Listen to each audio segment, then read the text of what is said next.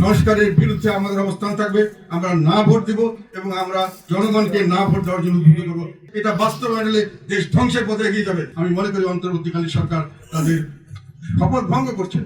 অন্তর্বর্তীকালীন সরকার সংবিধানের অধীনের একটি সরকার।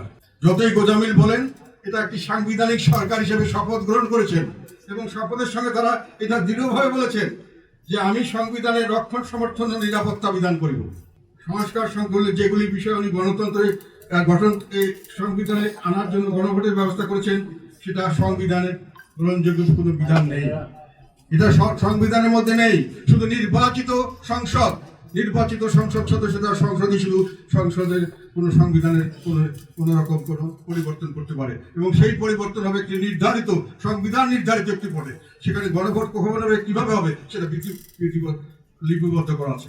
কাজে এই গণভোট করে গিয়ে আমি মনে করি অন্তর্বর্তীকালীন সরকার তাদের শপথ ভঙ্গ করছেন। একই সঙ্গে আমি এটা বলতে চাই যে ওনারা যেভাবে করছেন এটা মোটেই বাস্তবসম্মত নয়। এটা গণভোটের কোনো মতামত সাধারণ লোকরা যে এত কমপ্লেক্স বিষয় এরকম ভাবে ওনারা করছেন, এটা একটা সম্পূর্ণ একটা অদ্ভুত ব্যাপার। আমার মনে হয় এই জিনিসটা প্রস্তাব যে করেছে আমি সেটার সম্পর্কে সন্দেহ করি।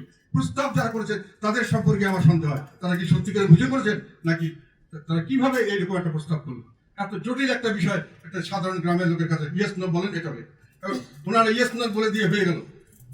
এবং এটা শুধু এটা সংবিধান সম্মত নয় এবং এটা দেশের আমার অভিজ্ঞতা থেকে বলছি, ওনার দুই একটা এক্সাম্পল দিতে পারি আমি।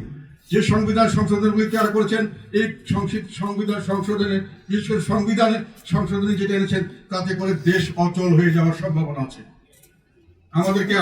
আমরা সংবিধানের আমি অনেক দিন কাজ করেছি। স্বামী হায়দার পাটোয়ারির বিদ্রোহ দিন তারা সংসদে কাজ করেছে, আমি অনেক বেশি দিন কাজ করেছি। আমি অ্যাক্টিভলি সংবিধান এবং গভর্নেন্স নিয়ে কাজ করেছি। এটার উপরে অনেক বড় বড় সেমিনারে অংশগ্রহণ করেছি। আমাদের কোনো মতামত ওনার নেননি, নিলে আমাদেরকে বলতে পারতাম। আমি ওনাদেরকে এই কথাই বলতে চাই, ওনার অনেক জ্ঞানী ব্যক্তি, আমি ওনাদেরকে সম্মান করি।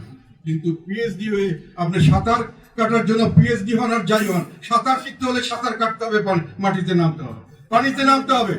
পানিতে নামার পরে আপনি বুঝবেন সাঁতার কাটা কাকে বলে। আর সাঁতার কাটা শিখলে আপনার পিএইচডি হওয়ার দরকার হয় না। দেশ চালানোর জন্য প্রতিটি দেশের আলাদা সিস্টেম। আমাদের দেশে ওনারা স্বৈরাচার বন্ধ করার নামে সংবিধানে যে সংশোধনীগুলি করেছেন সেখানে চিফ এক্সিকিউটিভ বা যারা প্রধান নির্বাহী বা প্রাইম মিনিস্টার তাকে কোন রকম ক্ষমতাই দেওয়া হয়নি। তার হাত পা চারপাশে বেঁধে দেওয়া হয়েছে। আপনি স্বৈরাচার বন্ধ করবেন, কিন্তু করতে গিয়ে দেশ চালাবে কিভাবে? একটা দেশ চালানোর যে মানুষকে যখন আপনি দায়িত্ব দিবেন তাকে ক্ষমতা দিতে হবে। ক্ষমতা যদি না দেন সে কোনোদিন দায়িত্ব পালন করতে পারবেন না। কাজে আজকে যারা প্রধানমন্ত্রী হবেন মনে করছেন বা স্বপ্ন দেখছেন তাদেরকে আমি হুঁশিয়ার করে দিতে চাই।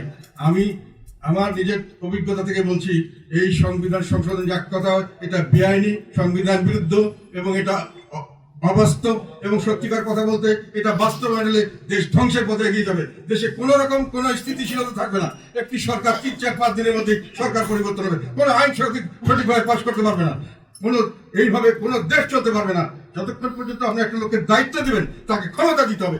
আপনি সম্পূর্ণ ক্ষমতা বাদ দিবেন সেটা হতে পারে না। আপনি ক্ষমতাকে সুসংগ ব্যবস্থা করেন, ক্ষমতাকে কিছুটা হলো জবাবদিহিতার অধীনে এনে ছোট করার ব্যবস্থা করেন। ক্ষমতা লাগাম দেবেন না, কিন্তু মোটেই ক্ষমতা দেবেন না, এইভাবে কোনো দেশ চলতে পারে না। কাজেই আমরা মনে করি যে এই সংস্কারের বিরুদ্ধে আমাদের অবস্থান থাকবে। আমরা না ভোট দিব এবং আমরা জনগণকে না ভোট দেওয়ার জন্য উদ্বুদ্ধ করবো। দেশের স্বার্থে, জনগণের স্বার্থে